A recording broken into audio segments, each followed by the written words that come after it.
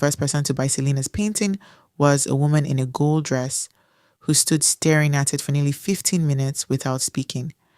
It feels sad, the woman finally said quietly. Selina shifted uncomfortably beside Darren. I'm sorry. I'm sorry. The woman turned sharply. Why would you apologize for making people feel something?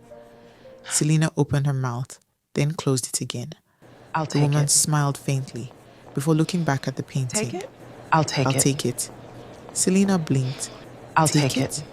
Yes. Darren folded his arms proudly. Told you. The woman reached for her purse calmly. No, it's okay. You don't have How much? Selina panicked immediately. Selina. No, it's okay. You don't have to. Work. Selina, Darren interrupted gently. Artists charge for their work.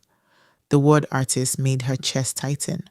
Artist, not burden, not failure, not sacrifice. Artist. Mrs. Alade named a price confidently. The woman paid without bargaining. Selina stood frozen as the alert entered Darren's phone. 350,000 naira. Her knees almost weakened. That can't be right, she whispered. Darren smiled. It is. But for one painting? The woman laughed softly. My dear, people pay millions for emotions they cannot explain.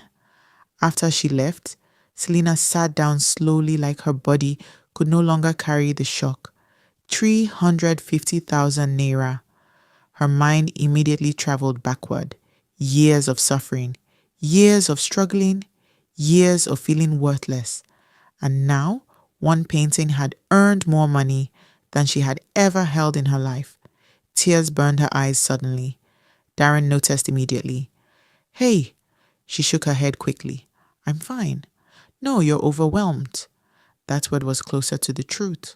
Overwhelmed. Because for the first time in years, life was giving her something back. More buyers came during the following weeks. Then referrals started, then private requests. Soon, Mrs. Alade converted an unused guest room into a small studio for her. The mansion workers began bragging about her like proud relatives. That girl will become famous one day, BC declared loudly. One afternoon while helping in the kitchen, Selina laughed softly. Please stop exaggerating. I'm serious, BC insisted. One day we'll say, we knew you before you became rich and abandoned us. Selina smiled, but the word abandoned struck somewhere deep inside her, because she had abandoned people, hadn't she? No matter how painful home was, she still left. That guilt never fully disappeared. One evening, she sat alone in the studio staring blankly at a canvas she hadn't touched for over an hour. Darren entered quietly. You've been staring at that thing like it insulted your ancestors. Selina laughed under her breath. There's nothing in my head tonight. Darren walked closer and looked at the blank canvas. You only paint when you're emotional, don't you? She looked up slowly. What makes you say that? Because every painting you make feels like a conversation you never got to have. The accuracy of the statement unsettled her. Darren leaned against the table. You know, most people paint what they see. And me? You paint what you survived. Silence filled the room again. Selina looked away quickly before he noticed the emotion in her eyes. You analyze people too much. He shrugged lightly. Occupational hazard. What do you do exactly anyway? I manage my father's real estate company. You don't seem like it. What does that mean? You seem... She hesitated carefully. Too patient. Darren laughed loudly. Trust me, I'm not patient. Ask my staff. She smiled despite herself. Then the smile slowly faded. Why are you helping me? Darren looked genuinely confused. What? You and your mother? Why? He stared at her quietly for a moment. Then he answered honestly. Because someone should have done it a long time ago. That nearly broke her. She stood abruptly and turned away.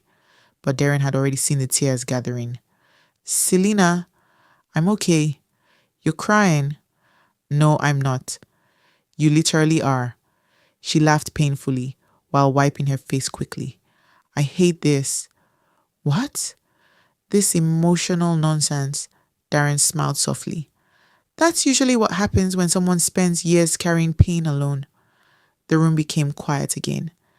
Then, unexpectedly, Selina asked, "What if healing changes who you are?"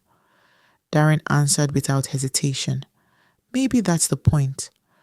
Her heart betrayed her then, because for the first time in years, someone made her feel safe, and that terrified her.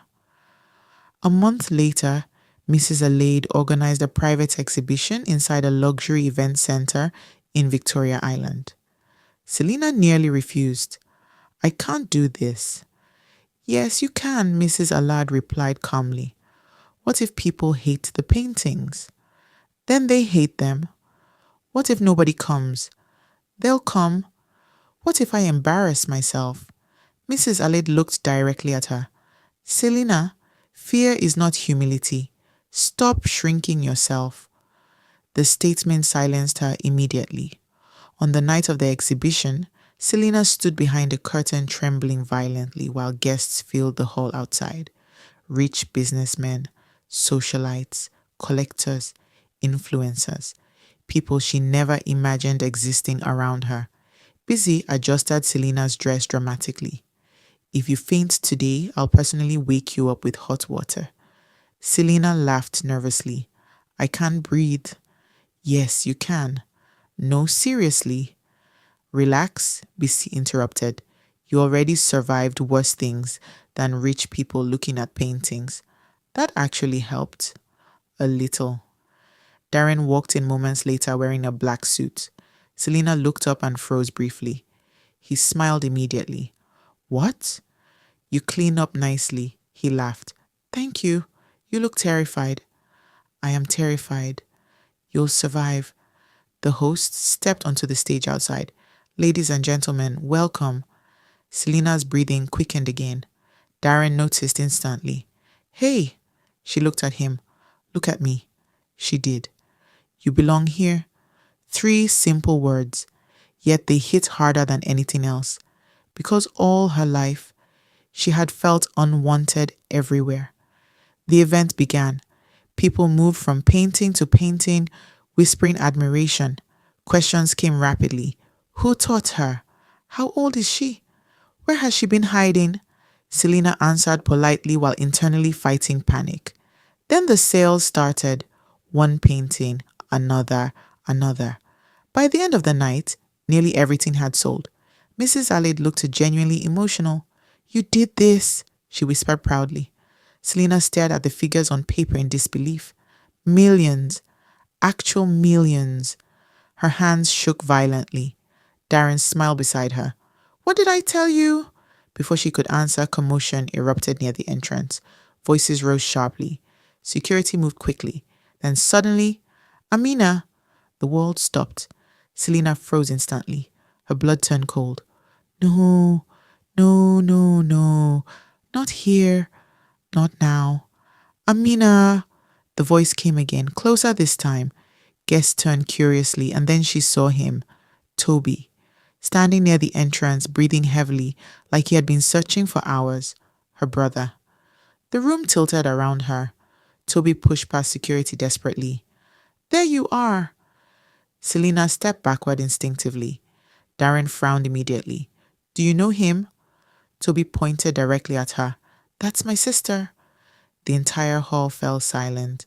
Selina's heartbeat thundered painfully inside her ears. "No," she whispered. Toby looked stunned. "What?" "You have the wrong person." "Amina, stop this nonsense." "My name is Selina." Toby stared at her in disbelief. Then anger slowly replaced shock. "So, this is what you've been doing," he snapped loudly. "Living a fake life while your family suffers." Guests began whispering immediately. Darren stepped forward protectively. "Sir, calm down." "That is my sister." Selina felt panic climbing violently into her chest. Everything she built, everything, was collapsing right in front of her. Toby pointed at her again. "You abandoned us." Those words sliced through the room like glass. And for the first time since leaving home, Selina realized the past had finally found her